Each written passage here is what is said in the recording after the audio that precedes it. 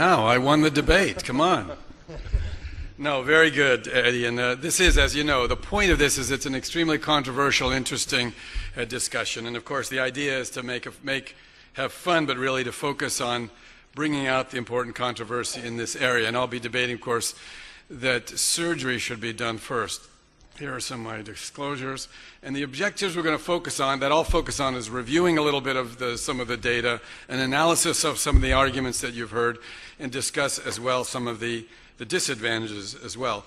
The point is we're going to be focusing on patients that are initially resectable. This is not the concept of conversion chemotherapy in patients that are initially unresectable or not optimally resectable.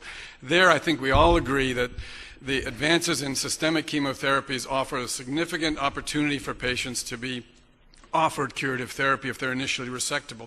The question here is initially unresectable. The question here is really not that the role of chemotherapy, that it's important, but what is the optimal way we should be sequencing both of these effective strategies? Well, as you've already heard, there's a preponderance of including retrospective data and some data that we can extrapolate that there's a benefit of chemotherapy. First of all, we have effective agents in stage 4, so it's pretty hard not to offer any therapy to these patients. And there's certainly a preponderance of randomized trials in patients with stage 3 NED, stage 3 disease, in which chemotherapy has been shown to show a statistically significant benefit in long-term outcome and cure in these patients. Many trials have looked at this. All of these trials have looked at post-operative adjuvant only. There are no trials that have been completed looking at peri-operative in the stage 3 setting, for example.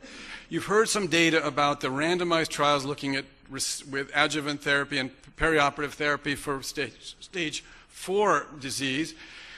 Initial trials from ECOG and from Sloan Kettering looked at regional hepatic arterial infusion chemotherapy, but there have been some trials that you've heard of.